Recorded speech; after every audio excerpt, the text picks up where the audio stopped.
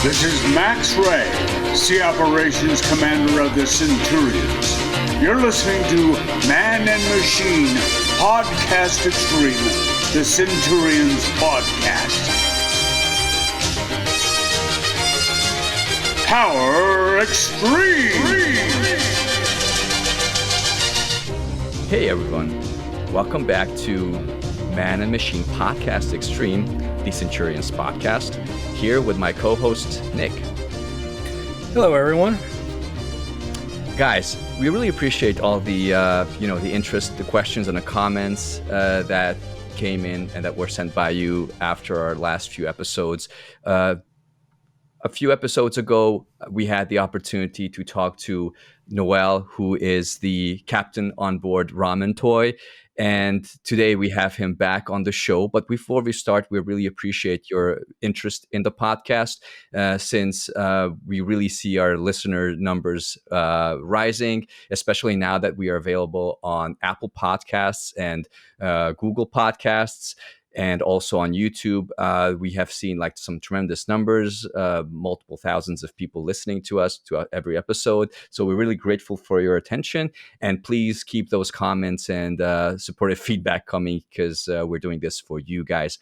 So as opposed to our previous, let's call it celebrity episode, where we had Pat Fraley, the voice of Max Ray, on, which if you haven't listened to, I recommend revisiting because it was a fantastic episode. We learned so many things about the cartoon, how it was produced, the voiceovers, etc.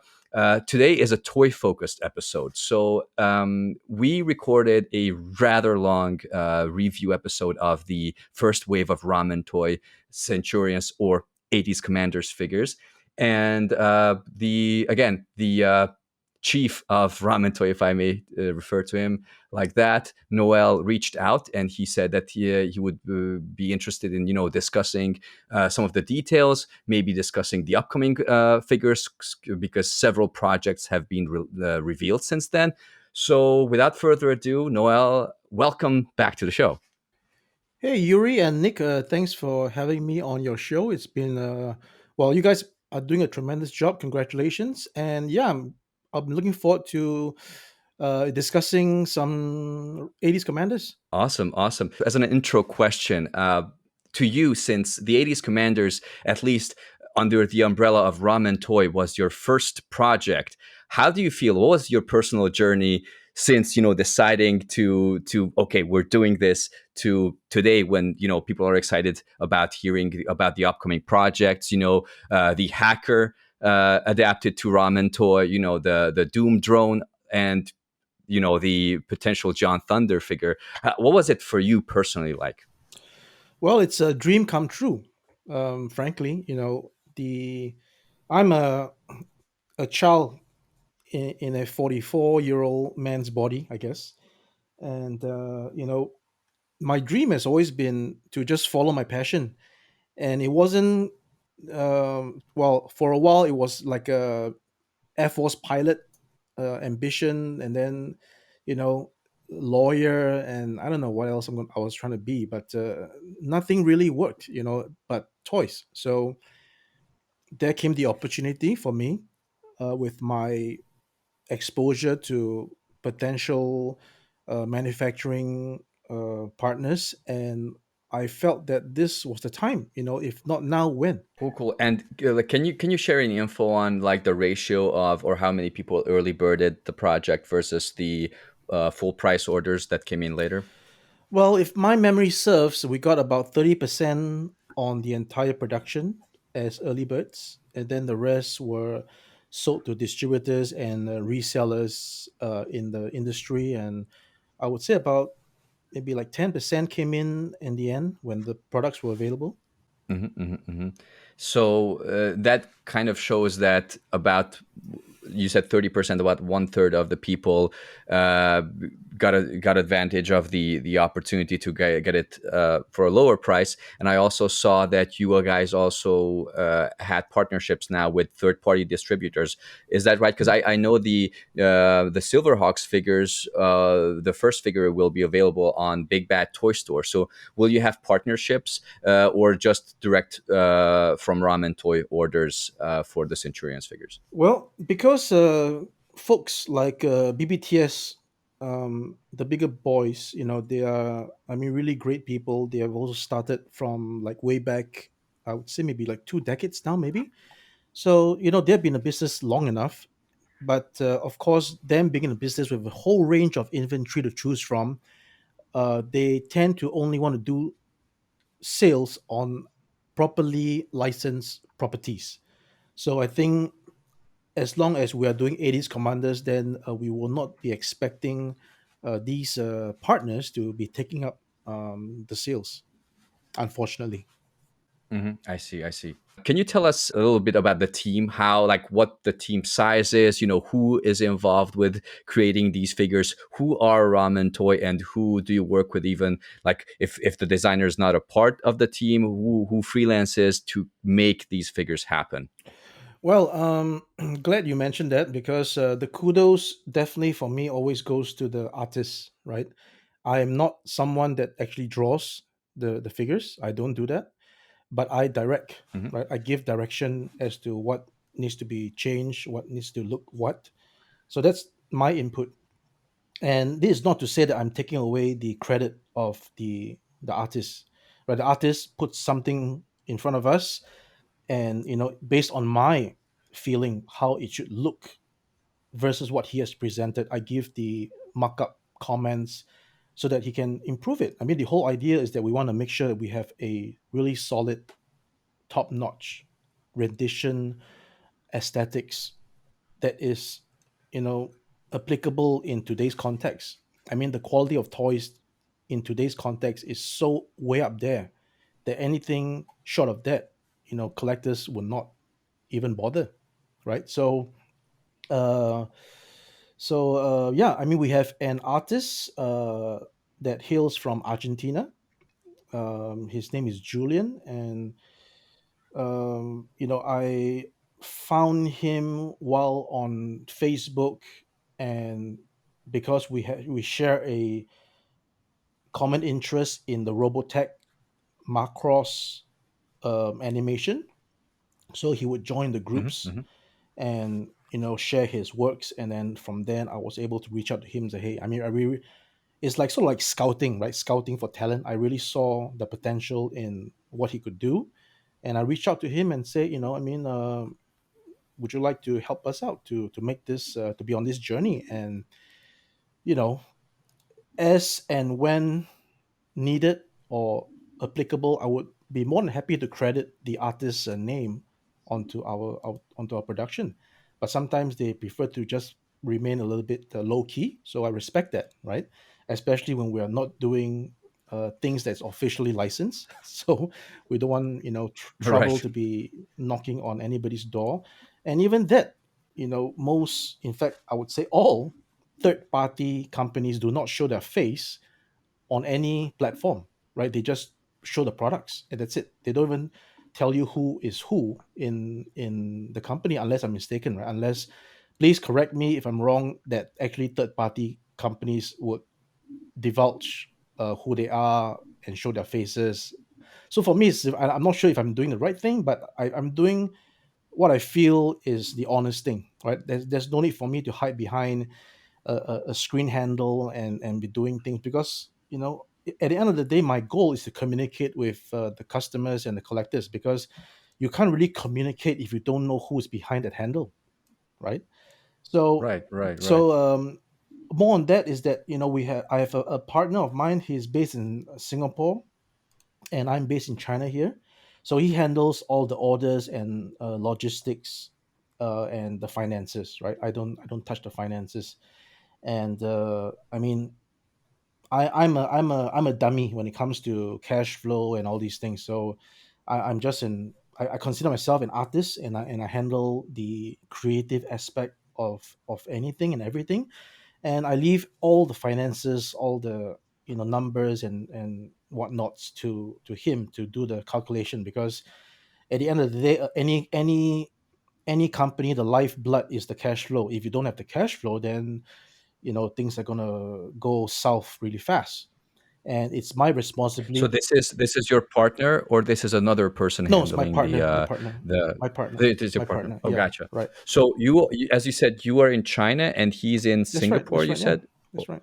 gotcha, Yeah, gotcha. So it's like actually an international team. You're in China, he's in Singapore. The artist is in Argentina. You right, said, right. or right? But if you and I totally understand, it's perfectly understandable that since third party figures are a gray market. Of course, you don't want to reveal too much about you for obvious reasons. But it's interesting though that your Silverhawks figures, as far as I know, are licensed. So you were able to achieve that. Is that correct? Right. So this is another thing that sort of pop in the way, because again we had designed the Silverhawk figure, right?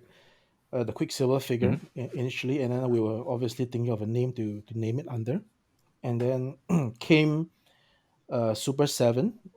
Brian Flynn actually messaged me on Facebook, as you guys have messaged me. The same thing, same sorry, same form of communication. And he said very simply, he now owns the Silverhawks property, and we can do it the right way by him allowing us the permit to make the figures under the actual Silverhawks line, and all we needed to do was to just pay him the royalties on our sales. So that sounded like a very, uh, I mean, it's a chance that we couldn't uh, put away, right? So we took up the chance, and we have it licensed, so to speak, right? And then with that in mind, and obviously the first time round we didn't actually do the faces really good. That's when we were able to now employ the services of Mr. Luke Wickford. I think it's a Canadian uh, 3D modeler, a very successful Hmm. one at Hmm. that.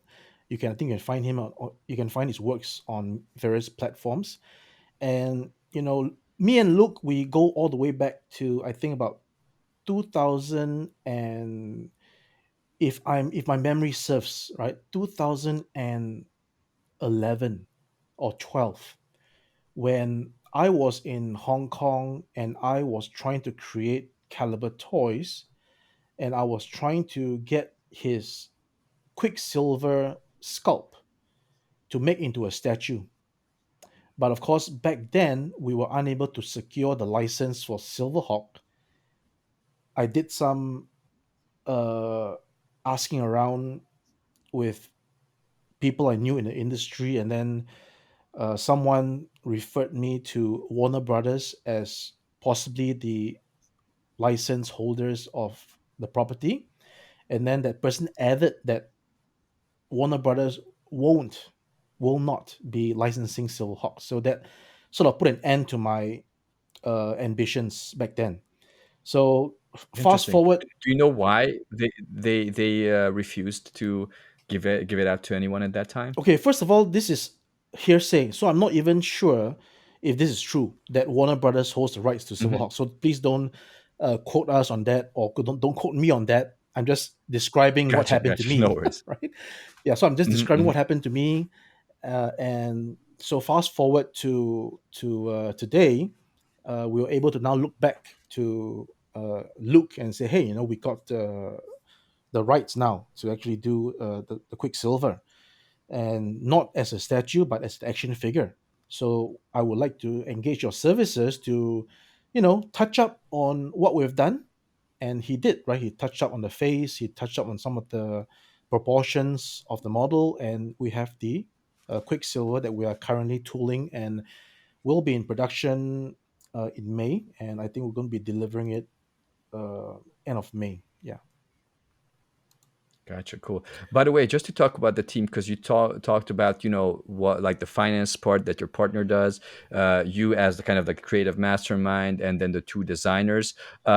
Just two questions. One is, so you mentioned the Argentinian guy, and you mentioned the Canadian guy. Let me just simplify it like that. So the first mold, including the version 0.5, let's call them faces, the originally planned faces or heads, and the bodies were done by the Argentinian guy, and the Canadian guy just updated the head sculpts, or how did they actually share the work?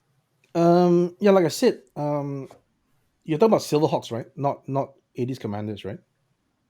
I'm sorry, I meant 80s Oh Commanders. no, so 80s Commanders were not okay. So let's just for confidentiality sake, let's just say that we heard the customers on our initial sculpts of the face, Mhm, mhm. and we got them improved. We don't want to say who improved them, if that's okay.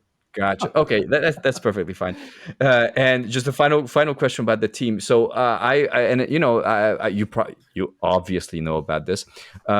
That even like my figures, I really like the figures, but it was I was aware, or I got aware once my own figures came in like that for example, my ace wasn't a perfect fit, because I know that there were some initial molding issues, and I wrote to the Ramen Toys page, and immediately someone responded, and you guys were like, "Yeah, don't worry, we'll exchange it, and no worries." And then you just said like, or someone said, "Just please wait until the end of the Chinese New Year." Or the beginning of the next year, and you guys shipped me the new torso, and it was like excellent customer service. So is there a separate team handling that, or is just you guys No, basically that would manning be my, multiple my hats? my guy in Singapore.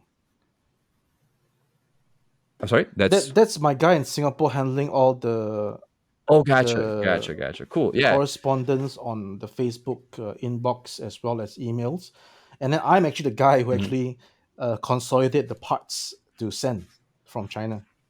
Oh, gotcha, gotcha, Yeah, gotcha. Cool. So I mean, that was a positive experience, because how like negative customer service can like mess up an experience, and how positive customer service can help the situation. if I may just interject, Yuri.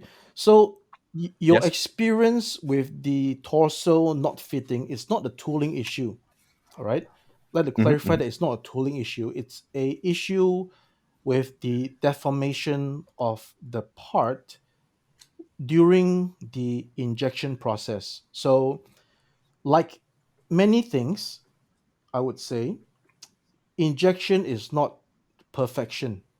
So even though you have the tooling done, you have the plastics injecting into the molds and being extracted out, this entire process itself has variables, whether is what is the temperature of the plastic when it's being injected, is it too hot, is it too cold, what is the speed of the extraction once it's injected, is it again too fast, too slow. So these are all variables, and it's handled by humans, because the human would be the one to adjust the temperature of the machine for the plastic to Hmm. inject, right? And to adjust the temperature is not something that's like a turnkey solution. Every time is this knob, right? It's just like anything else. You need to be on hand on that particular. I mean, if the tooling is big, you got to rev up the temperature. If the tooling is small, you got to reduce the temperature. So like that, right? So there's no one rule that applies to everything. So everything needs adjustment, just like a tailor adjusting your suit. You can either do it Right. the SML and XL, and that's one size, and then if your body size is in between S and M, then you Yeah. get you get a loose fit, right?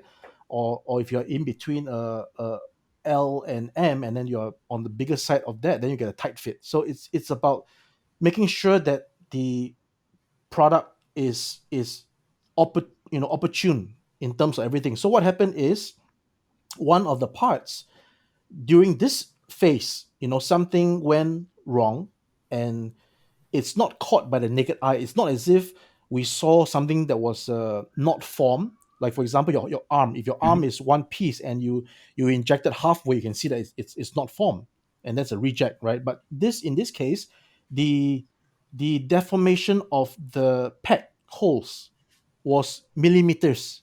So within the naked eye, you can't really figure it out that it's actually deformed. Only when you try to put the backpack on that the pegs didn't fit.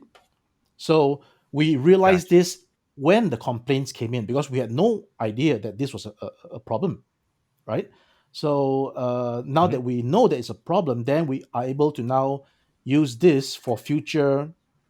Well, this particular batch of the version 80s, we can now counter check the position of the holes after an injection to see are they slightly lowered. If they're slightly lowered, then it's a reject. Yeah. So can we say, Noel, that essentially just like how major brands somehow let me use my favorite example, just how with Transformers somehow because parts are hand painted, it's about the person working on the specific figure in the factory who made a little blunder. It's not the process that essentially is flawed. It's the individual laborer who No, that worked most on the definitely. specific figure that. Yeah, most definitely. It's it and applies to everything, right? In fact, if I Mhm, may again use your Transformers example, I'm a very critical collector as well. And when I look at, for example, the 5 pack Dinobots that were released during the Age of Extinction, right? I mhm. mean, the molds were nice, but they put on this very haphazard brush strokes to simulate some kind of a metal wear. If you Mhm. recall that, if you have that particular product, then that depends on the person stroking with the brush on the actual plastic. So you won't find something that is immaculate. You're gonna find like haphazard applications here and there, and it's all from the person. I mean, likewise on our 80s commanders where we applied the wash, you know, as much as we had showed the factory how is to be applied, uh I mean, we apply the wash ourselves as a as a sample, right? If we don't apply the wash ourselves and we just simply tell the factory we want a wash on it, god knows what will be the outcome, because you have to show them exactly what you want. They are not the creators of the product. They are just copying what you have done to mass produce. So we put on the wash and then we want it to be like that. We say it shouldn't be too dirty. It shouldn't be too white on some places. You can't miss out. You have to make sure every area has to be washed. But again, when we have the final product, you will get certain places that are a little bit too dirty, certain places that are a bit too clean. So this is something that we have to manage, right? If we can pick it out, if we see it, then we can say, okay, so this part is too clean. Let's go over it once again. This part is too dirty. Let's wipe it off, and that's it. That's all we do. So these are all lessons learned from the first run, then. Because I was gonna, excuse me, I was gonna ask that question. Is there anything that you've done on the previous run of the '80s Commanders that, like, lessons learned that you want to adjust, fix, taking, redo on the second run? And I kind of feel that this is part of what the question I was going to ask you here. But is there anything like majorly you want to, Yeah. I don't know, clarify or Yeah. something like that you like? Any We are lesson learned? always I learned this word as a teenager, right? Kaizen. So it's a Japanese term that says it's constant improvement. So we never and that's one of the reasons why factories don't like to work with me, because I'm always changing things, and I'm changing things for the better.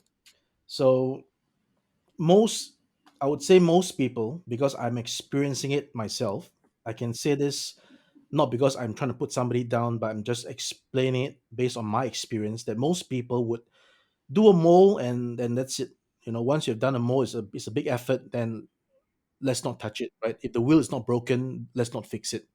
But I'm trying to make the wheel better, adding traction, anti-slip, longer lasting, uh, nail proof, for example. So I'm in that sense, if you know my train of thought, right? We have a wheel, yes, but I'm trying to always improve that wheel versus another mentality, which is if the wheel is not broken, let's not fix it. So getting back to the Right. question, Mhm. we have some comments about how the waist is loose, but actually it's not loose per se. It's just that, um, how should I put this? In our initial test shots, the waist was not loose. So how it became loose is beyond me. Again, it could be a process with the tool that wasn't adjusted properly, and that caused the shrinkage of the either the enlargement of the hole or the shrinkage of the pack, and hence it created a little bit of a loose. But if you I mean, if you plug that pack into the hole, it's really tight. You got a real nice, like a connection sound, if I'm saying, right? Mhm. So when we were doing that, we felt that, oh, this is good. But the swivel was the one that in the end of the day was felt to be a little bit too loose. So what we do is that we would improve it. We tell the factory that this is loose. We want to tighten it. So let's go and tighten the tooling. And another thing that I think listeners would find very interesting, and it's a learning for you guys.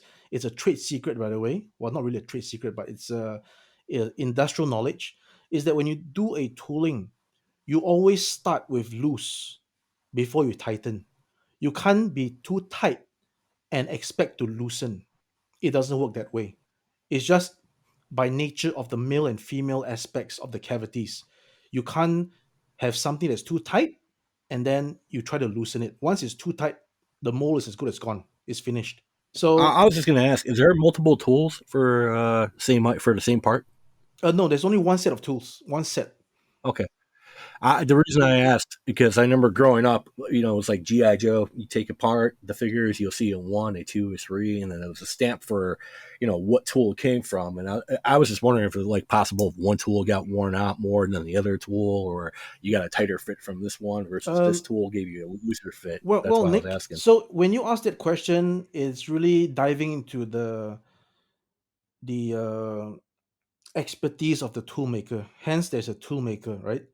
These are people who are. I mean, I was a toolmaker during my tertiary days. I was in the engineering faculty, and I was exposed to making tools, and I was making some tools myself. And it's all about tolerance. You're using the micrometers, the vernier calipers to really get the tolerances within, the microns. So this is a skill. Some people can do it, some people can't do it, right? So and nowadays we have computer numeric control, which means that robots are actually making a tool. But certain things, especially when it comes to figures, because of the irregular shapes, there is still a lot of manual adjustments that goes on. So the manual adjustments is where you have whether something is a bit loose or something is a bit tight. And again, like I said, you can always make it looser. Is a better way to tighten it than to be too tight and then you can't loosen it. All right. In fact, It's like an artist working on that. It's like an artist working on stone. You can only remove so much before you mess it up. yeah, It's you got to exactly, go a little at a time. exactly. So getting back Let to me your let to me your ask you this. no, getting back to your. Let me finish up the discussion Oh, topic. okay. Is that we are definitely adjusting the fit of the figure of the 80s Commander, and the version 80s three pack is going to be a much better fit and feel. And also, when you mentioned that, I think in your last podcast, you mentioned that maybe it's not you, but maybe it could be a feedback from a customer that they felt the plastic was kind of low quality, but that remark is actually making me kind of dumbfounded because I'm using the same PVC that any other action figure uses, because PVC is, yeah. Noel, let me interject. No, I don't think the question was or the comment was about the quality. I think it was about the density, Okay, that it felt somehow lighter than, right. Okay, say, I don't okay, know, another right. figure. Okay, so density. okay, so I equate density to quality, right? So density, okay, fine. So so what happened is that upon the feedback from the customer, then I start to ask the factory, right? Why would the plastic feel lighter? And I took some Marvel Legends and I showed them that why is it like that? And then I got the reply, right, that they actually use something we call the 90 degree PVC, and then they said that this should be a 95-degree PVC. So you know going forward we would use a 95-degree PVC. And having said that, there's no such thing as a 91 or 92 or 93. It's just either 90 or 95. After that, it's too hard. So 95 Right, right. degree PVC is the hardest PVC for an application like a figure.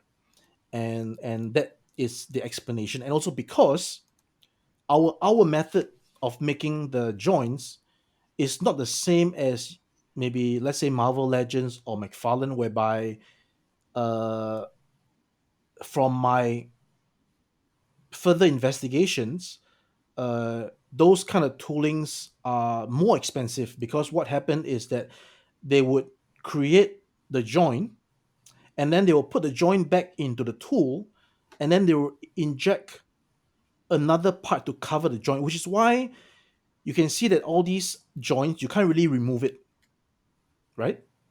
If you notice, you can't Hmm. remove the joints because they are, in a sense, injected in. So by Right. injecting in, you can afford the plastic to be much harder. But for us, we're actually using a pegging system. We peg in the joints. So every part of the commander can be removed. So we peg in the joints. But so by pegging in the joints, you can't have a too hard a PVC. Otherwise, you can't peg it in. Because already, uh, to ensure the tight joint, you got to make sure that you peg it in and it stays tight. So the rationale at the factory during the production phase was to help us to think about how this figure is going to be made. Because if it's too hard, then the factory would have hard time pegging in the joints, even though they will have to heat up the parts first before pegging it in. So it's a lot of consideration. It's not just about why is it like that. And who knows, maybe if we put it at 95, we might have other problems. So I really don't know. I have to do a trial run with the factory. Come in the next couple of weeks when we start production, I will ask them for a uh, what you call it. Give me a test run. Production Yeah, give me a sample. test run. I want to see exactly what 95 is, and I will prove it. If it's going to be more problems, then we have to revert back to 90, in that sense. So Right. yeah. Would the 95 help prevent like some of the issues with the uh, joints popping out? You know what I mean? Because it would stay in there. The No, plastic the would be joints stronger. popping out are being addressed already. It just means that they have to adjust the tooling to make the ball a little bit bigger, just by the microns, so that when you fit it in, you get that cluck, that the snap fit, right? Right now, we don't have the snap fit sound, so that is the thing. Mhm. Yeah, I know exactly what you're talking about when you yeah, say that snap fit. Noel, we in the Centurions group are actually we haven't really announced this, but I think the last time we checked recently, we're a few people shy of 3,000 members. So of course, there's a lot of comments, a lot of positive comments, some negative comments, some just people wondering, some people more in early adopters who bought into the early bird offer, some who wanted to wait out, and some who waited for too long until the first series of figures, the 80s commanders, ran out of production. So we are talking to a very broad audience. Again, like I said, among these like 3,000 people, there are people who mainly focus on the cartoons, people who actually are more into the comic books even, and there are a lot of people who are into the figures. So of course, there has been a lot of, if you are in the group, or if you guys follow the group, there has been a lot of discussion about the various aspects. And so one of the things we really wanted to ask you is, what made you consider the retro line? What was how did that thought come about? Was it actually based on fan feedback? And what are your thoughts about, or what do you plan doing with it? All right. So thanks for that question. This one is going to be a bit of a long-winded answer, but I'll try to keep it as swift as possible. First of all, I want to address the fact that you mentioned earlier about how the figures are sold out. And you see, I am not the way my brain works is, I think, very different from the corporate companies, or bigger companies, right? I take things a little bit personal, but at the same time, because I'm doing something personal, right? I'm doing something uh, for everybody. Initially, we were doing this for ourselves. We thought that it'd be cool to make a third party line of Centurions, that we felt how they were going to look like this. And I mean, okay, again, winding back a little bit even more. If we on the onset had gotten the license, then we would not be making uh, our own rendition, right? We will be following how the characters would look actually, because when you get a license, unless the licensor approves your stylization, then most of the time you have to actually conform to the style guide. So had we initially gotten the license, then probably would not even be talking about this difference of outlook. So initially we wanted to do this project as our own little pet project, something that we can maybe tell our grandkids that, oh, we actually did this thing, even though if it's a small run, right? At That's least we cute. did something ourselves, right? I mean, how many Yeah. collectors ended up making their own toys? So I thought that this is something that we wanted to do. Now, having done that, right? Then we had a lot of feedback. We had a lot of feedback about how these are not looking the correct colors, but we we just wanted people to understand that we never wanted to go with the correct colors, because this is how we felt it should look, like a real life rendition, a Yeah. real, I mean, real life, like colors, and it's more like dulled down. But that's that. And then once we were sold out on our initial run, and we have always said that, I mean, I was asking my partner, right? What do you want to do? There's lots of demand now, and we have finished our run, and it's not possible to do a few hundred pieces, right? The factory won't do a few hundred pieces. They got to do at least that minimum 1,000 run. So what you're gonna do, right? You're gonna do 1,000 more, and then keep 800, or you're gonna what? So the final decision was, okay, we're not going to do our production based on demand. We're just going to do 1,000 and that's it. So we announce it on our Facebook that every single production is going to be a limited edition. And the moment we introduced the version 80s, people misunderstood and said that we, lied, that we said that it's a limited production, but we're actually doing more. But that's not that's not it's two different things, because we have the demand, people are asking for the commanders, we don't have the commanders, and because we want to fulfill this demand from those who want it, and yet we have to keep our promise of doing only a limited one-time edition, the only way is to make them into the cartoon accurate colors. And that was the whole story behind the 80s Commanders version 80s, that was released, in many people's opinion, too fast. But had we rerun the initial uh, colors, then a group of people would get it, and then that would sort of break our own rule that we are only doing a one-time run. And then if there's too many out in the market, then the value of the product would diminish. I mean, this is all basic math. and we know that the market is not a huge market; it's a very niche market. So in order to keep everything, nicely balanced, it has to be controlled in terms of the quantity, because the last thing we want is to have 800 sets of overstock that our money is stuck and we got to release it on sale, and then everybody will be pissed. Why are you you know if you follow me, you can see how some of the Masters of the Universe figures or vehicles are like half 60% off, 60% off at Walmart and Target, right? I mean, how would Yeah, you didn't want a shelf warmer as your first project. exactly, exactly. So, it's a very fine balance.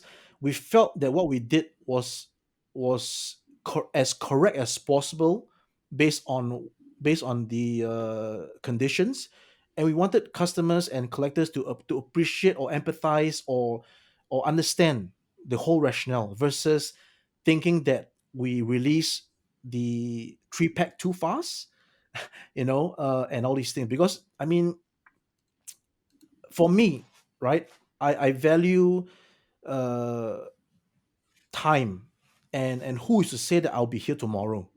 And if I don't do it now, then when? That was my rationale. So that Right. answers the first part of it. And if there's no other questions, I'll go on to the retro series. Is there any questions? No, it's perfectly understandable. Thank you for explaining that part as well. And yeah, we were really curious about the retro line as well, because some people who haven't been in the loop might be confused, like what's how come we see the John Thunder esque figure, and how come we see the recolored resculpted figures. So just shed light on the retro line as well, please. All right. So the retro series came about because I had taken into consideration what exactly the fans and the collectors are looking for. So it seems that most of us are very passionate about our original Kenner figures. Okay. So with that in mind, I was thinking that since the original Kenner collectors are missing two of the characters at least, right? Two of the characters that were announced but never released, then it would be safe to say that if we were to embark on making this figure, then there should be a sufficient demand. Although I must also admit that I have no idea there was going to be these two figures when I was growing up. Again, when I was growing up in Singapore, I bought the toy first before I saw the cartoon. And the cartoon was, I believe, broadcast at a time where either I just couldn't watch it or I was in school, and by the time I got back, it's already finished. And we didn't have the kind of Yeah. like reruns and all these things, right? So back in the days, either you watch it or you missed it. That's it. So I must say that have no idea that there was John Thunder and Rex Charger in the whole line, right? um Right, right. so if I didn't know about it, maybe there are also a few handful of, or a good sized number of people that don't know about these characters. Now, with that being said, would this project be financially feasible? Right, would it be like a big misstep? It remains to be seen. But because our business model is that we would do a prototype and we would get pre-orders, if the pre-orders suffice for us to embark on this project, then we will do it. And again, this goes for this retro series, right? We're going to come up with the prototype, we're going to show exactly how it's going to work, and there's going to be a target for us to meet with a certain price.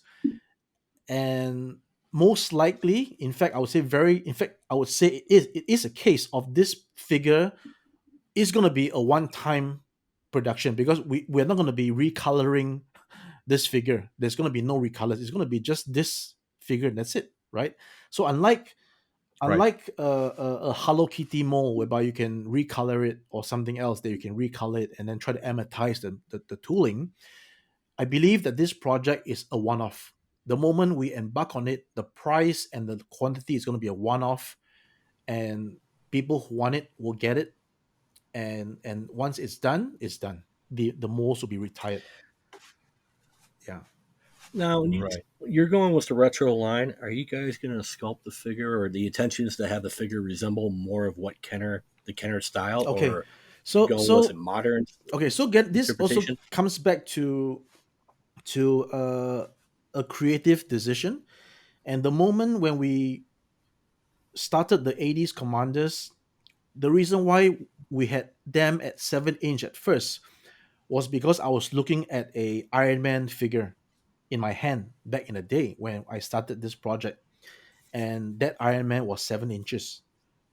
Um, and I wasn't okay. What happened was that I actually bought a set of Centurions off eBay to reference. Right, I paid like I think almost $200 for a set of loose figures, but it's one set, just the Mhm. basic set. Wow. But guess what? Those figures never arrived. Those figures never Really? arrived. It never arrived.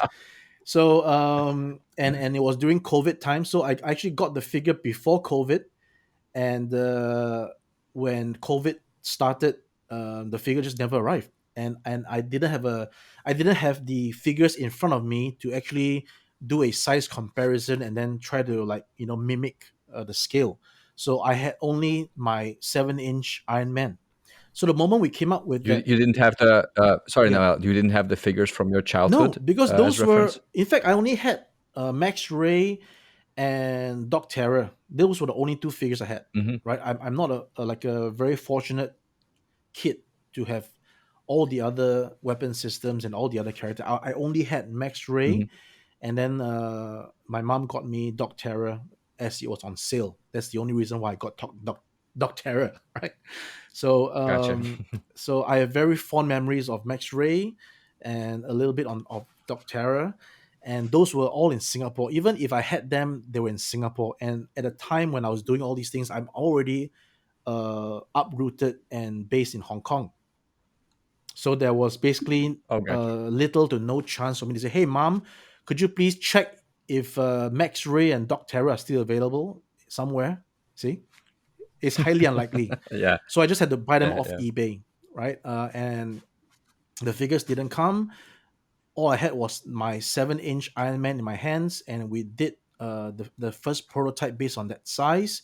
And then when we released it on Facebook, I know I thought it was a pretty good size, right? I thought that this would be 110 scale, and I'm someone who is very particular about scale. I gotta make sure that this guy is really standing at 110, like this 7 inch. So when I did the calculations, 7 inch was about 110 scale, and we got feedback that nobody wants 110 scale. People want 112, and Marvel Legends are 112, right? So that was the turning point to just, okay, let's do 112, which meant that we had actually got to scrap the money we paid for to make these prototypes at 7 inch to make them again at 6 inch.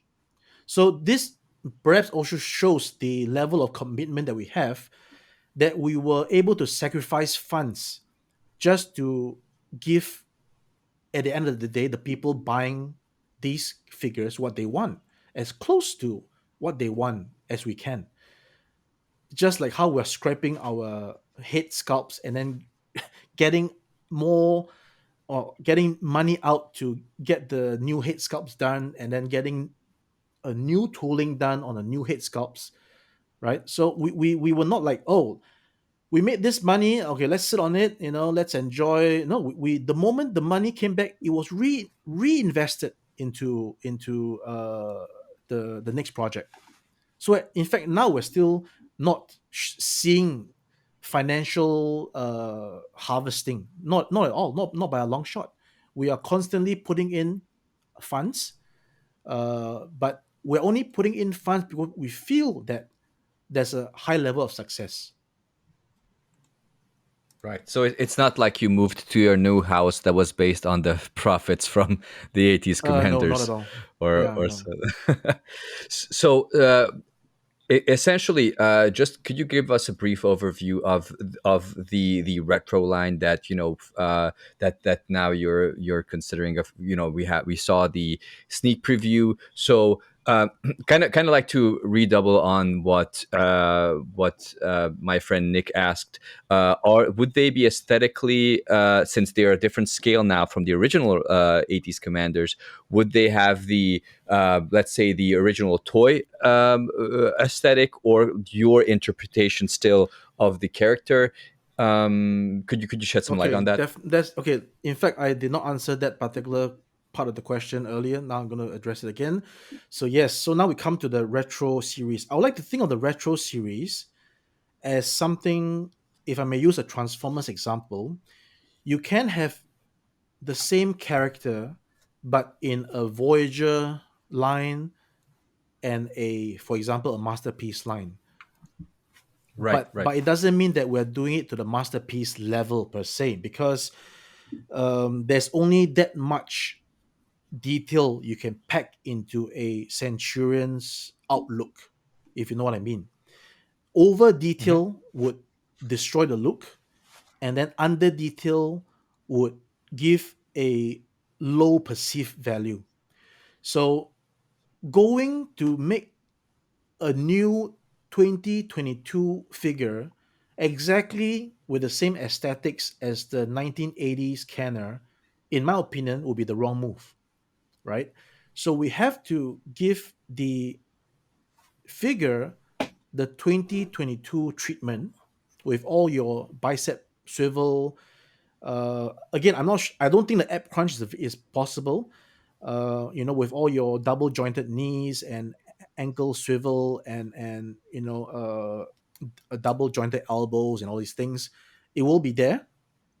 Uh, but it will feature all the connections that would be universal with your original Kenner figures, including the mechanism that's inside the body that turns in the center pack.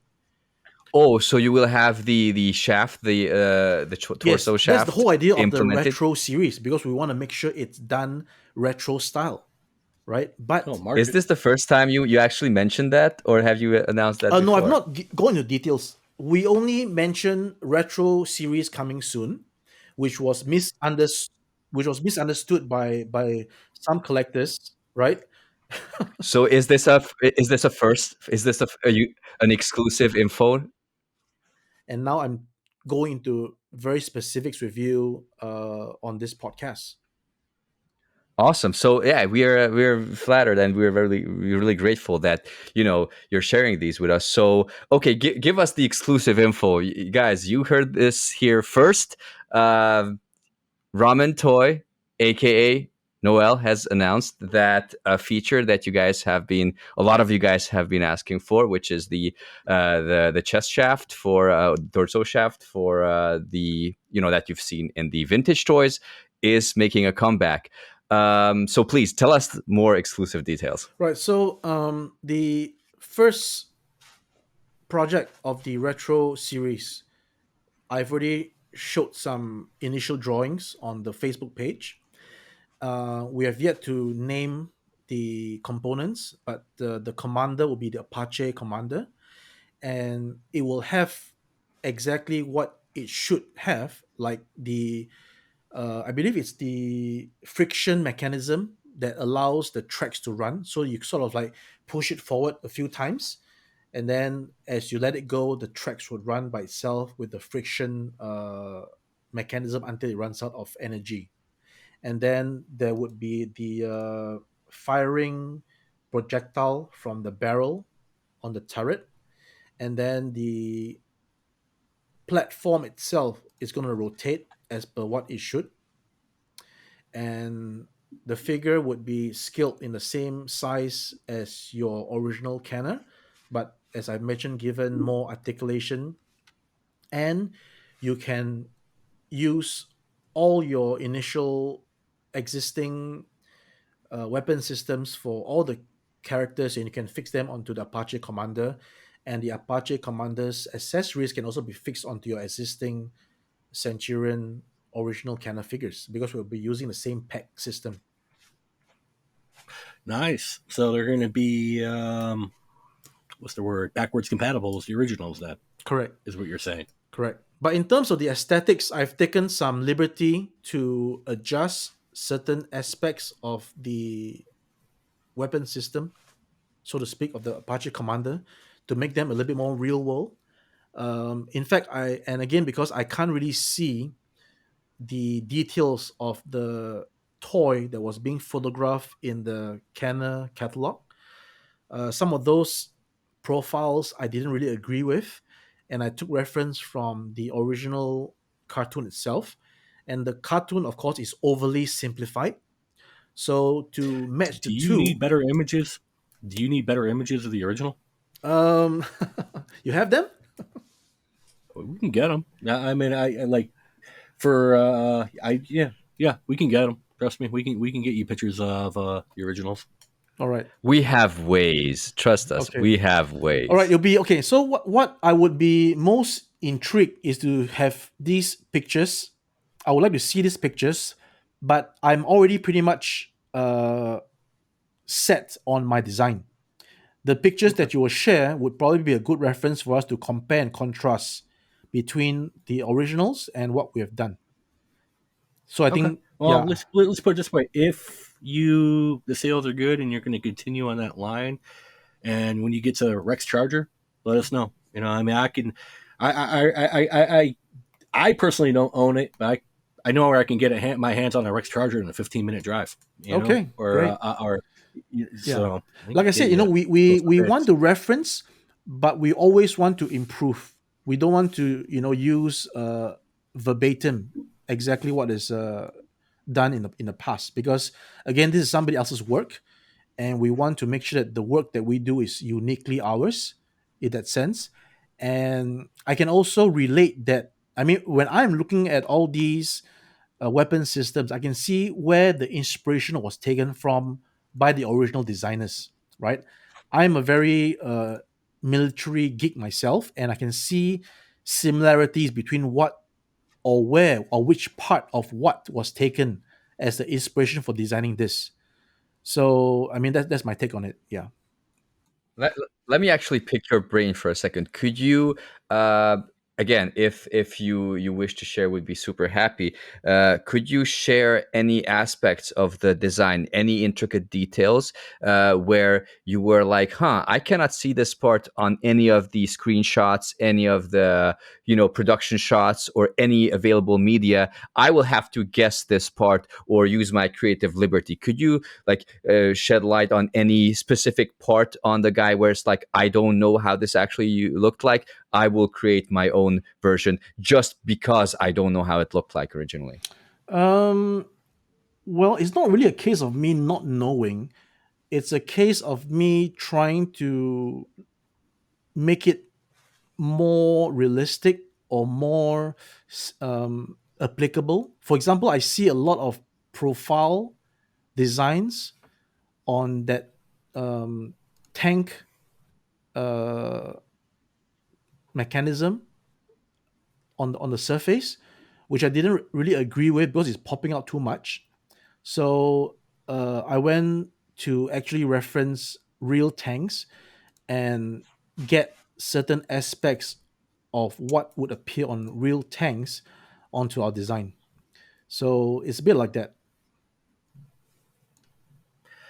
If I'm giving you the answer that you want. Gotcha. Yeah, thank you. Yeah, thank you for the clarification. Yeah. Well, here's a two-part question here then. On the retro line, if sales are good, is there any chance of producing unmade weapon systems that we never got from Kenner that were originally going to be made? Well, am I jumping the gun to say yes? Because that's the whole idea of a retro series, right? We don't do a series. I just wanted clarification. They just do one. I just right? wanted clarification.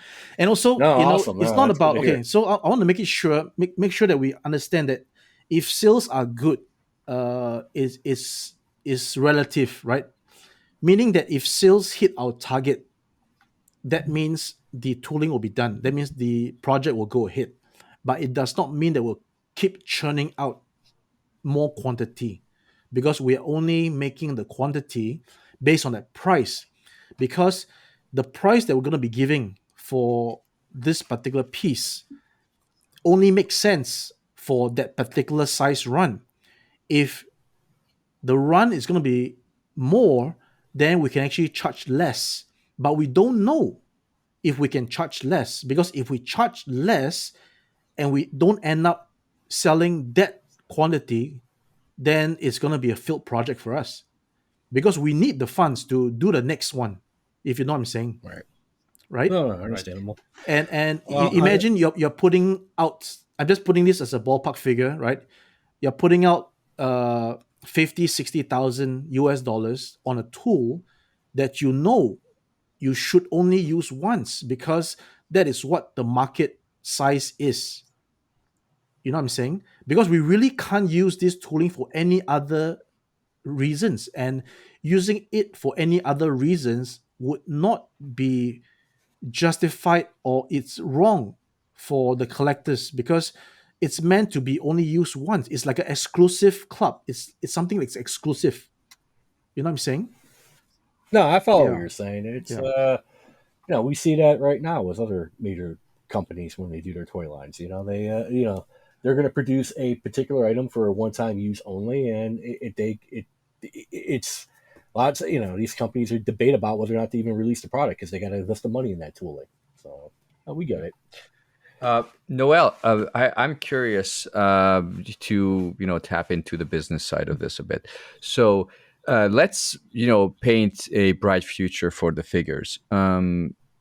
I would hazard a guess and say that the Apache Commander will be a huge success. At least knowing how many people would give an arm and a leg to have those figures, I assume that maybe interest would be even larger, even greater than the original '80s Commanders. Now, if it becomes a success, my question is, do you plan on maintaining both lines if both lines sell, or do you plan on eventually moving on to one of the scales? And if the retro scale proves to be equally successful, sticking to that scale. What are your plans? Because because you're like a boutique business, I assume too many parallel lines might not necessarily be your target. But I'm curious your take on that. In fact, no. In fact, we are already decided on maintaining a parallel line. We are catering to the market size. There are people who really want them as 6 inch, and there are, like I said, as I've learned, people who are very passionate about the original Kenner size and the Kenner figures. So it's definitely an available market based on what I am getting in terms of information and response. So yeah, we are going to be like I mentioned earlier, right? Just imagine Hasbro doing the Voyager series, the Legends, and all these things. We are doing the same thing. We are giving a retro series line and our original '80s Commanders line. Gotcha. And can we expect an early bird special ongoing, possibly for the Apache Commander and for further releases? Yeah, we are doing early bird for all our projects. In fact, this is a mainstay, right? Every single project there will be an early bird uh, price, because it's very simple. When we sell to the retailers, we will need to give them a discount as well.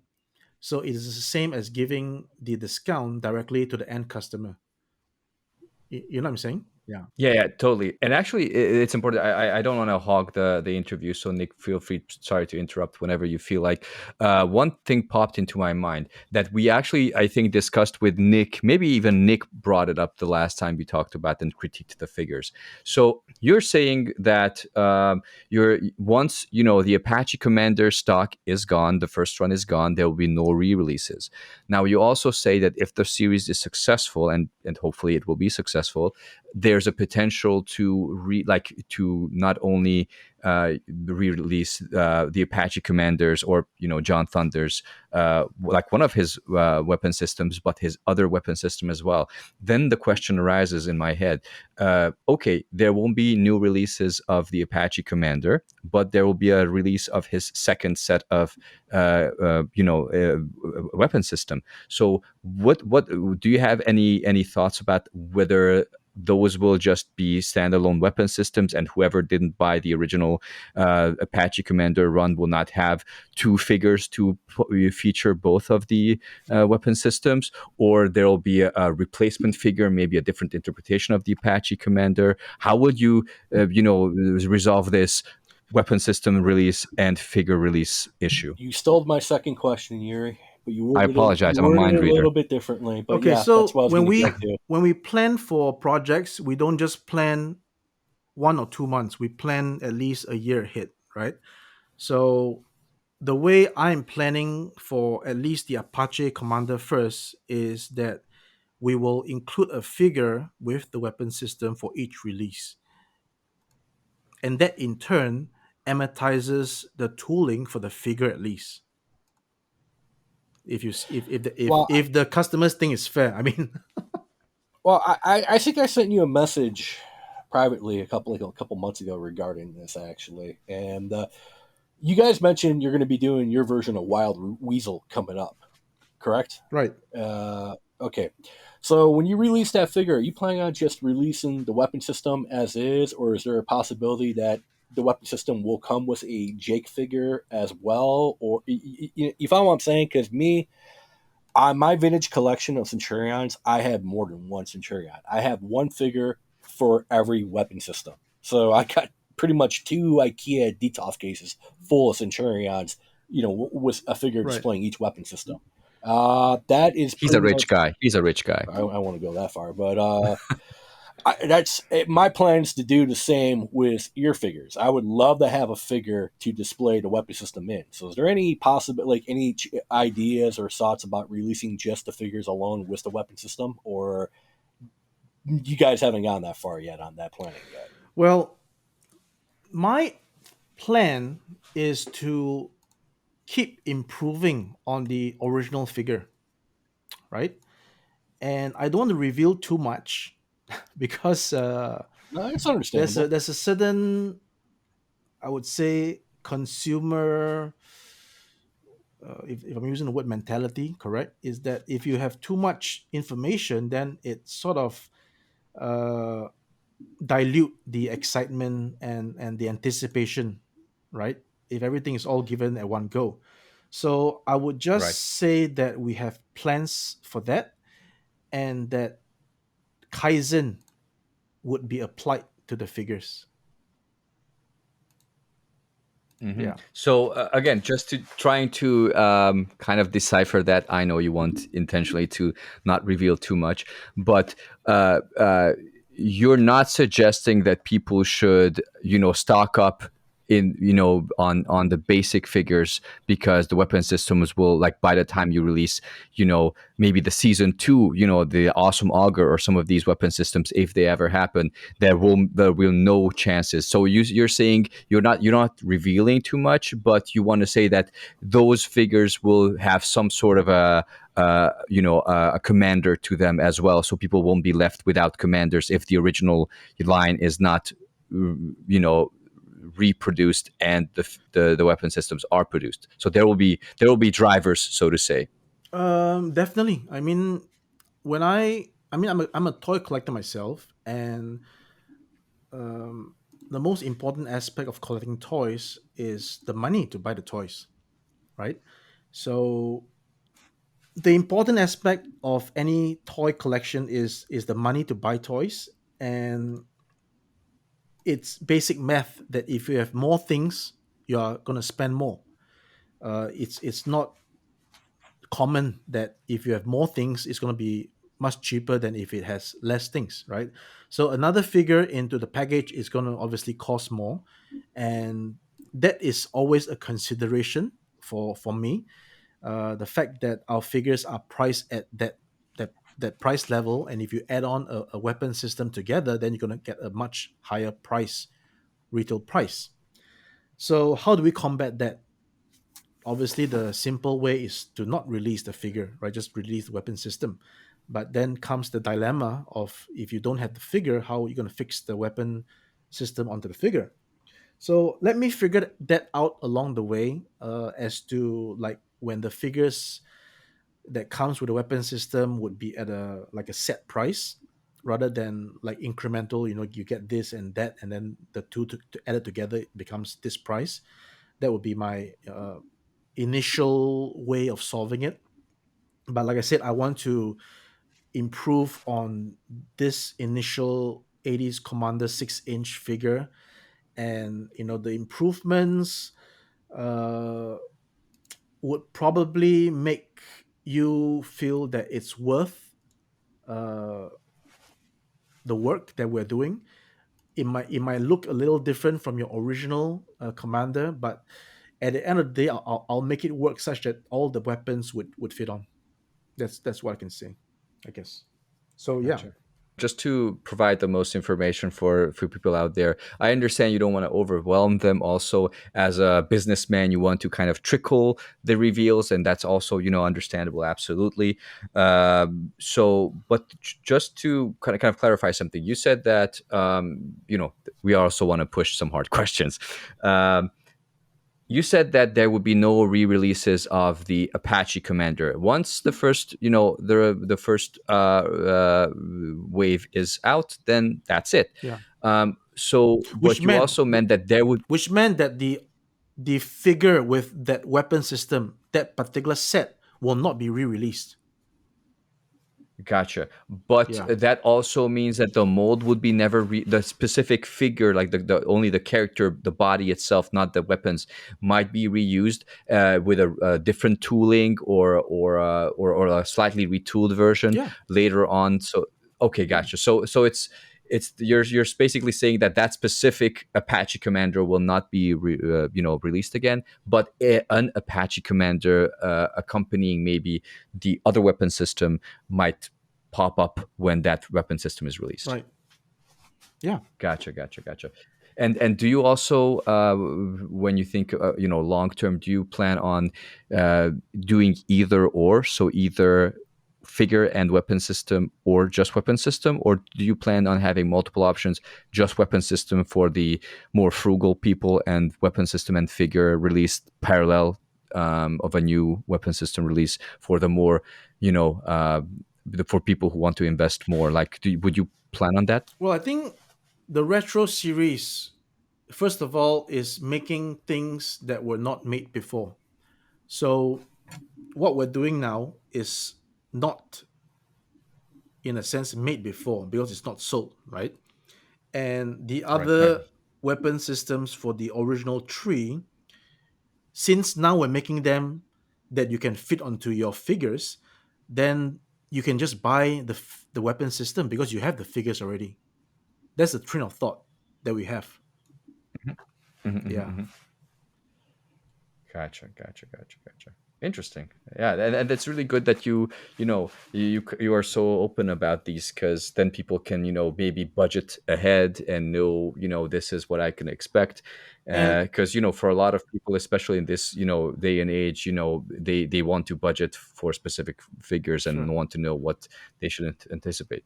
And for example, I mean, if there is a second release of the first Apache Commander, it will be done with different colors for sure. Just to put it out there so that I'm not accused of like lying and all these things. Gotcha. Because again, for example, right? For example, if you have a batch of people who come back, 1 year later and say, "Oh, I missed this," and then they're going for like ridiculous prices on eBay, right? So, I mean, if there's a demand, then we would gather the orders again. Again, we need to always make a minimum run, and we will make them with a different color of the weapon system, because I can already see two colors, because the first one that you want to get show accurate is just one color. And then when you look at the toy, it has a camouflage. I just want to put it out there so that you know that I'm as honest as I can be. It's not again, the whole idea is that we need to make money from our projects, right? We're not doing this as a charity. That's for sure, right? We're not doing it as a charity, right? Right. Yeah, obviously. And if there is a chance to amortize the mold, that means we actually get to maybe now make another. Again, when you make another production, doesn't mean my cost is zero. I'm not reaping 100% of what I'm selling.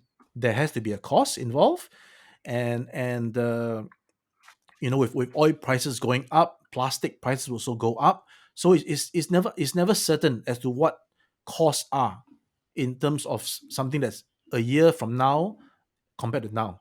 In fact, already the prices now is different from last year and pre-COVID, and labor prices are also going up in China. So there are a lot of factors that we are dealing with that consumers are not aware of. But then again, I think you are aware because I think there are a few YouTube channel on toy that is already saying, what the hell? Why is this figure in Walmart costing so much? Right? So these are all results of what's actually happening on the ground, that things are costs going up. I was just reflecting upon what you were saying earlier about constantly improving the figures. Are you when you say that? Can I just get a clarification? Just I want to make sure I understand what you meant correctly. When you said constantly improving, are you referring to like on the original three, finding new ways to improve them or add Yes, yes. like? So Okay, Nick, let me admit a mistake that I did on the original figure. So when I did the original figure, I used a human of about 1.8 meters tall to reduce into a 1/12 scale. So that gave us the height. But in that calculation, when I gave to the factory, I forgot that when you suit up with your helmet and your boots, then you achieve more centimeters on your height. So I must admit that the original figures are a little bit on the short side. Now, then again, we have different uh, people with different heights, right? You have the Kevin Nash, which is that tall. You have Tom Cruise. In fact, I'm the same height as Tom Cruise, right? So what I'm saying is that in my mind, when I want to improve the next 80s commander, he might be a Kevin Nash size, but he still dons the suit that allows the weapon system to be affixed in the same manner. That's what I'm saying. okay, I And got you. initially, when we did this again, because it's very expensive to tool three different suits, such that we can only tool one and color it three times. As we go along, as we achieve success, then again, like I said, we can now look at making a new suit, and slowly but surely we should morph our figures to look more like what you want it to be from the onset. So in the future, then it'll be if I may use Marvel or use Hasbro Legends for example, and let's look at Spider-Man. How many times did they come up with a new buck for Spider-Man that gets better and better and better over the course of time? So there will be a point in the future where we're basically going to be offered a set of all new AD commanders with brand new bodies that are going to be slightly like you, as you pointed out, with a height difference and all that. So just that's why I'm asking. So that is a possibility in the future. Then expected, to get all new versions of the AD commanders Yeah, I down the mean, road. as long as we Okay. have a fan base that we can cater to, then it's always the driving force and the fuel that helps us to make all these things. I mean, if the fan base is not there, why am I doing all this for? Would a weapon system still be, or did you did mention that, right? The weapon systems would be compatible. Yeah, compatible. Yeah. Okay. Okay. I would have a personal question that actually you probably heard when you listened to the to our review. That I'm just curious. I don't want to push my opinion on other people. I'm just curious if you are considering changing it. So basically, I was happy with almost like 95% of the figure. The only thing is, was, I do, photography, and I also, just like to put them in cool combat poses.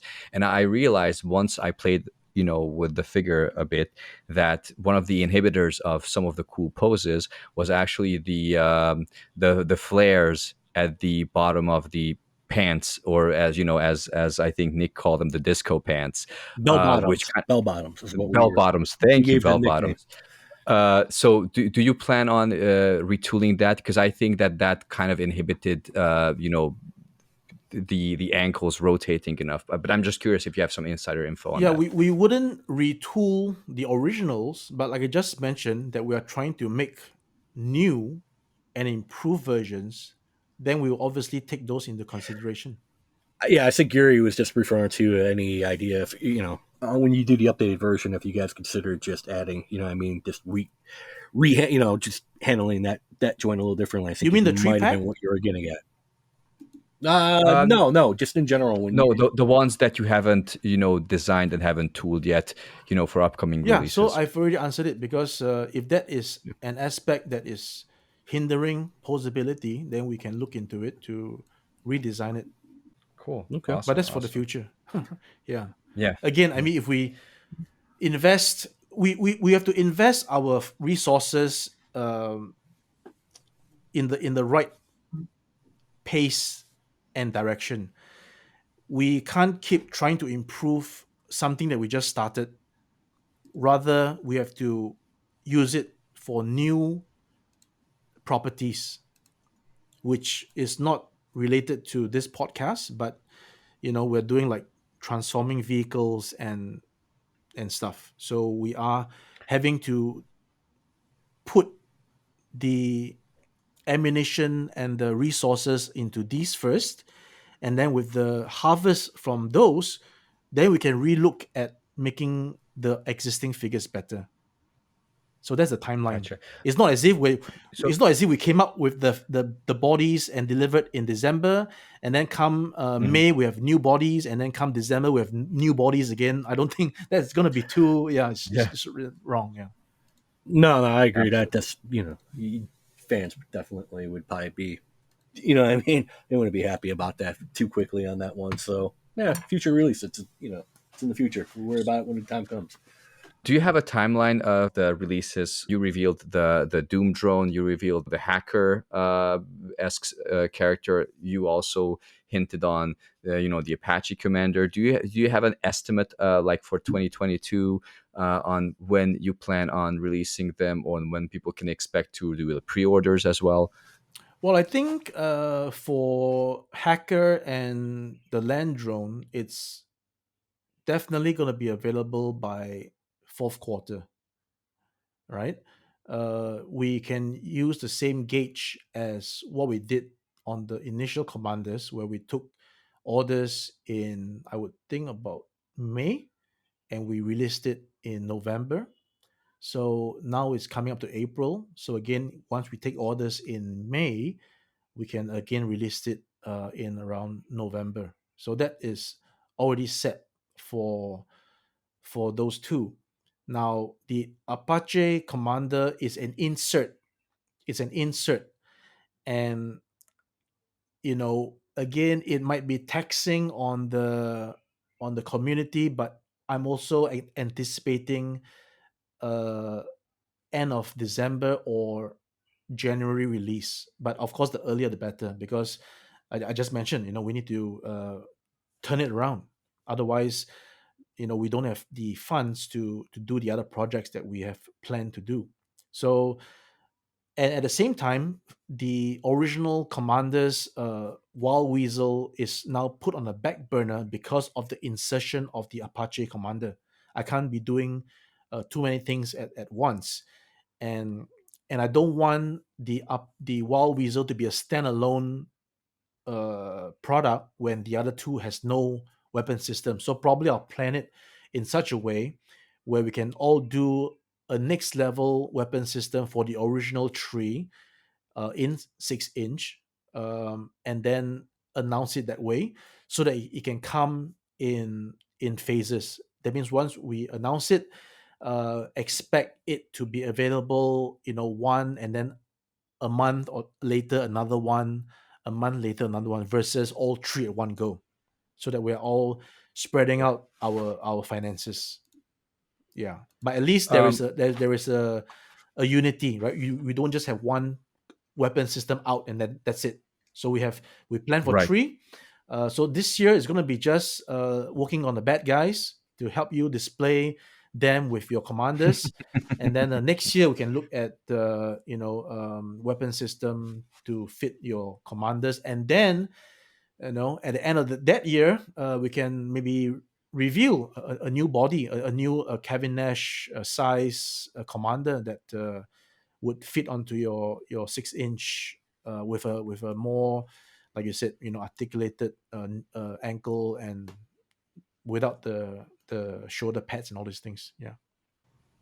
So now I'm going to ask you, bluntly, can we expect or maybe wish that the fictional name for the Kevin Nash size character would be a reference to Kevin Nash? Because you invented new names for the 80s Oh, commanders, no, no, like no. something In like fact, Nash no, Kevin's. no, no, no. I'm not giving that name. I'm obviously, I guess it's trademark. So no, I'm just giving a bit of example because I'm a wrestling fan as well. Wrestling of Me too. so, and he's a big dude, right? So I just reference him instead. So yeah. That's really cool. I'm actually a wrestler, but I don't talk about that on this podcast. But anyways, yeah, I think it would be cool to call him Nash Diesel or something like that. That actually sounds very American, Nash Diesel. I'm just saying. Okay. Yeah, I'm not giving you ideas. Cool. Uh, Do you have a price point in mind for Hacker and the Traumatizer yet, or no? We are keeping them at the same price as the commanders. Okay. Yeah. on the chance, again, another speculative question, and if it might be very like fanboy, but I'm just actually curious if you can help people get a grasp of like what they can expect. So with the original 80s commanders, they were obviously they had the original pack-in weapon systems that came with the original figures in the in the 80s. So if you see that the Apache Commander does well for the classic, the original 80s Commander scale, would you still go chronologically as the original figures went with the weapon systems? So season one weapon systems, detonator, is essentially, basically a dip charger and all these, or would you be like, hey, people want more of the unreleased things, so let's do the season two unreleased weapon systems first for the original 80s commanders? I don't know. Do you understand what I'm trying to ask? Um, If I'm understanding you correctly, you're asking if I would make all the weapon systems for the original 6 inch size. Is that right? Partially, what I'm trying to what I was trying to phrase is that if you find out through the Apache Commanders sales that people are really interested in buying the unreleased figures and unreleased weapon systems, would you consider bringing forward the unreleased weapon systems for the initial three figures? So instead of, next up, I know it's Wild Weasel, you said, but that's also on the back burner. So after Wild Weasel, if Apache Commander sells exceptionally well, would you actually then jump not to Detonator, but to Awesome Augur, which was never released, or to Swing Shot, which had a limited release? So would you skip some of the released weapon systems for the original 80s commanders to immediately jump to the unreleased weapon systems because Apache Commander sold so well? Okay. Um, I will give my honest opinion, and this might not go Hmm. well with fans of the property, but some of the weapon systems later on didn't look aesthetically as well as I think how they should be, right? Okay. But they look kind of weird. The whole position is kind of weird, and in fact, when I want to design the Wild Weasel, I want to make sure that it has some kind of a bed pot feel where it makes sense rather than him having his head covered and then You know what I'm saying? So when I make the 6-inch line, I want to make it as realistic as possible. So Mhm. so I want to give a lot of thought into making them realistic and then keeping as much as possible to the original look and feel so that it's not way off. As I mentioned before to, I guess, somebody else, that my problem with G.I. Joe, the movie, is that the suit designs were nothing that looked like what I saw them in the cartoon as a kid. I Where, completely agree. right? Are So we so talking that, about the live action yeah, movie? live The action movie, you know, right? Yes. So I like to again, refer to that as Action Force. and also for Transformers, right? The movie designs have two sides. People either love it or hate it, right? And again, when we take the liberty to design something, people are saying, don't destroy my childhood, and that is something very important for me. I don't want to destroy my own childhood, right?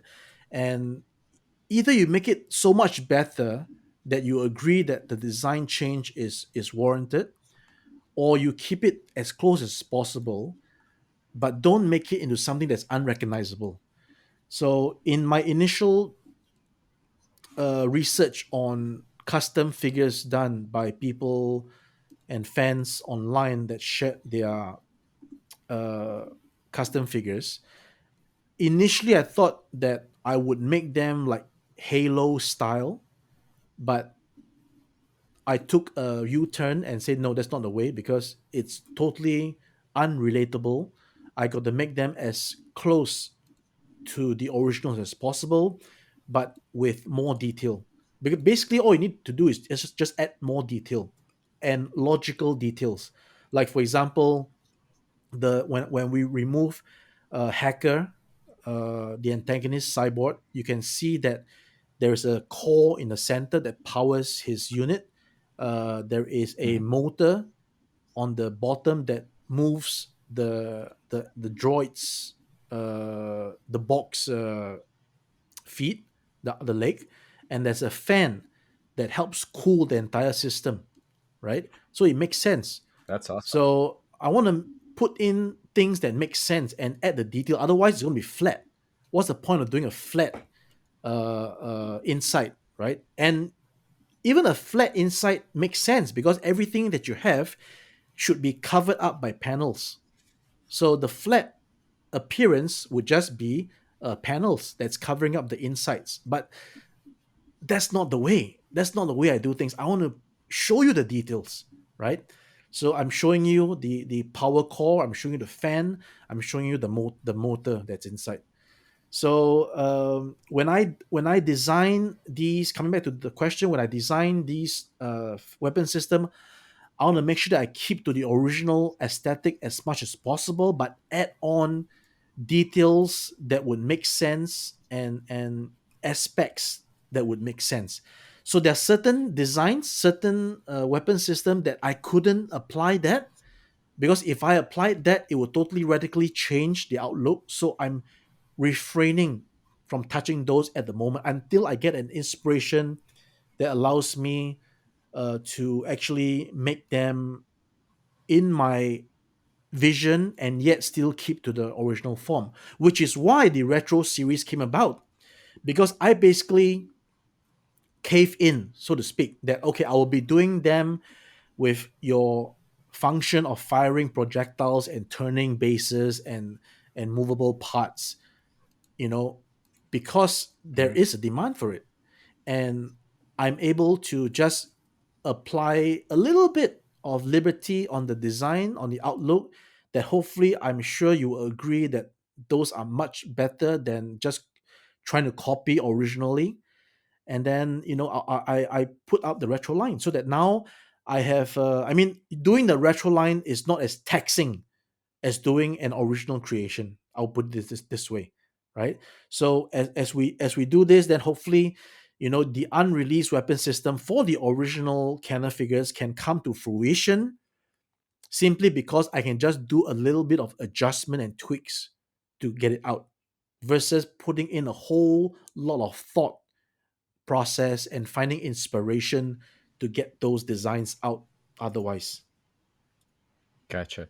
Are there any specific design aspects or creative aspects that you are especially proud of in terms of the Apache Warrior, in terms of Hacker or the land drone that you would reveal that you are especially proud of? Maybe a certain engineering feat or a certain detail, like you mentioned, the fan and the motor. Anything that you would like to mention that you are especially proud of, implementing or executing? Oh, by the way, the motor doesn't mean a working motor. It just means a look of a Of motor. course, All right. yeah, Okay. All right. yeah, the design, yeah, yeah. Um, I definitely love how the after giving my points, right? So I would give the designer a list of points of how I would like certain aspect of the land drone to be.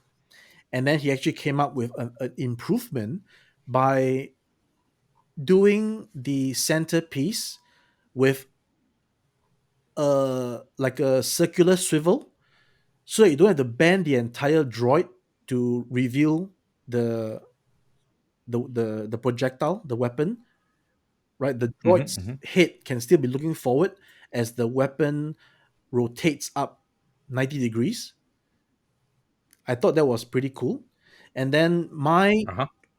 my input to the land drone is that the front and back has to look exactly the same, so that the land drone, in my interpretation, would be able to just turn its head 180 degrees and proceed to fight or advance without turning the whole body to the back. If you can picture what I'm saying. So his design of the front and back is exactly the same. There's no front and back. It's just a front or a back. And if the land drone is looking in that direction, he's advancing in that direction. I'm not too sure if that is the same as the cartoon, because like I said, I never watched the cartoon with the drones. But the way I interpreted the drone is that the drone is able to advance in the direction that it is looking. So if it's going forward, it's going forward, and when it needs to go back, it just turns its head 180 and then it goes back, because there is no in terms of its leg design, in terms of its body design, there's no differential between what's front and what's back.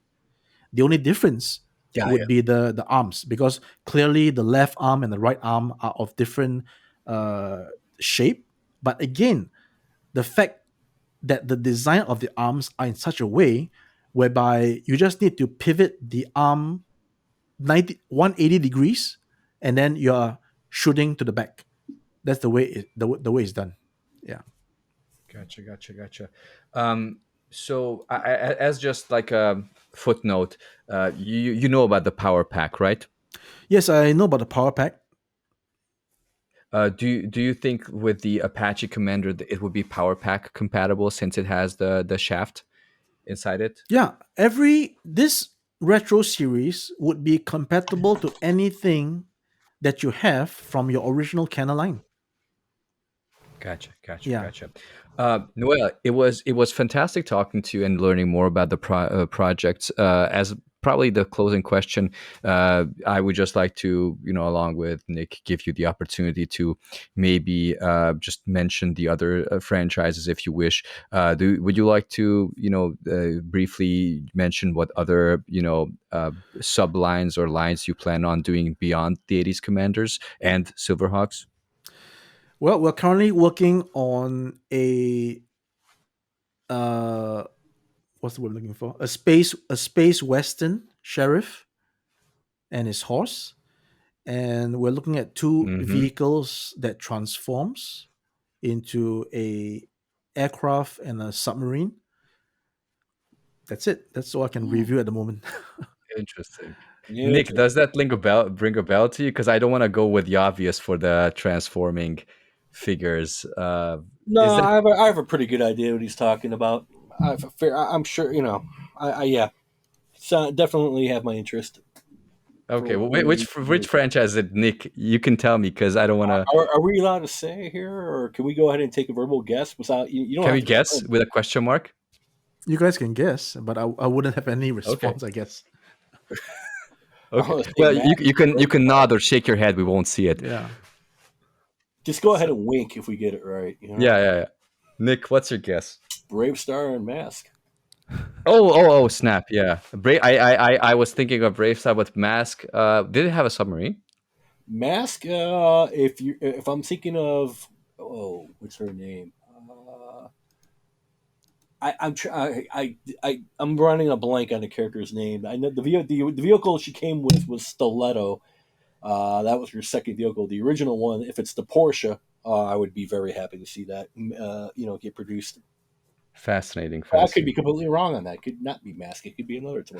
Yeah, it could be. I don't know. But yeah, any submarine. But if Like we're the gonna do Beatles' yellow submarine. yeah, Noel, anything else that you think we missed out or that you would like to mention before we finish up the podcast?